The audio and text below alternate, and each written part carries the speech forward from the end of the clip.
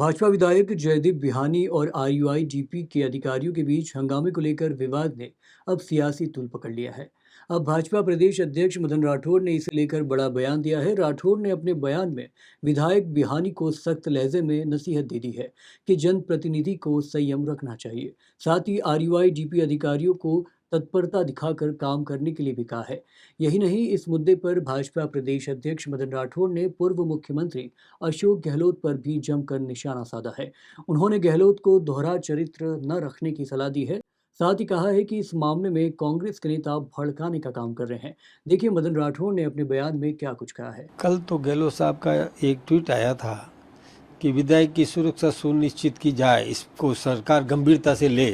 ये गहलोत साहब का स्टेटमेंट था और आज वो दलित कार्ड खेलने की कोशिश कर रहे हैं। मैं सोचता हूँ कि इसमें पढ़ना नहीं चाहिए। जहाँ वो जांच एजेंसी बैठी है, जांच होने दो, न्याय होने दो ना। कानून का काम करेगा, न्याय मिलेगा।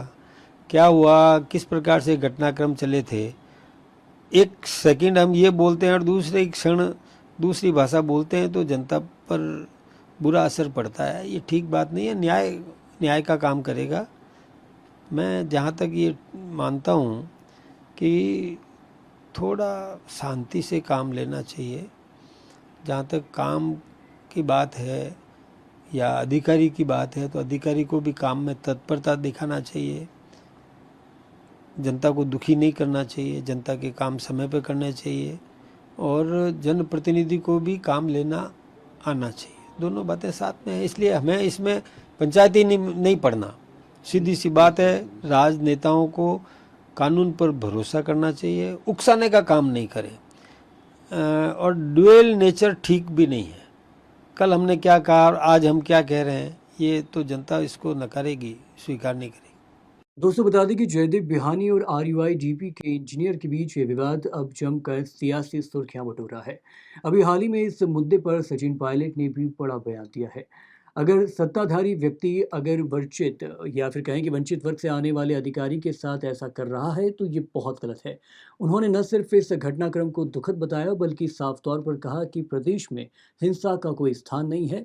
साथ ही साथ उन्होंने सरकार से इस मामले में निष्पक्ष जांच की मांग भी की है। देखिए, पहली बात तो राजस्थान और देश में हिंसा का कोई स्थान नहीं है, लेकिन जो घटनाक्रम सामने आया, पहले किसी ने आरोप लगाया, दूसरी बात पता पड़ा जो हमारा दलित साथी जो अधिकारी था उसने बोला कि उसके साथ मारपीट हुई है। कुछ वीडियो मैंने देखे, अखबार में छपा, प्रमुखता से छपा है।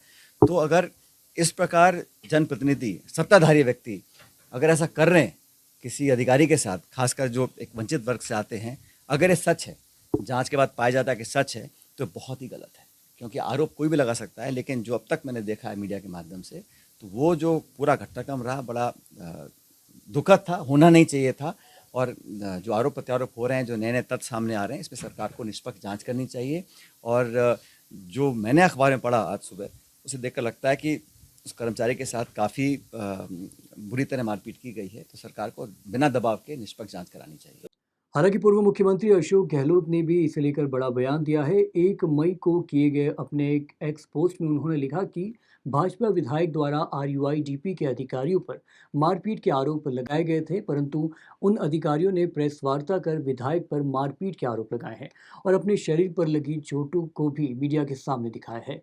ये एक गंभीर घटना है एवं दलित वर्ग से आने वाले अधिकारी के साथ ऐसी घटना इस मामले को और संगीन बनाती है।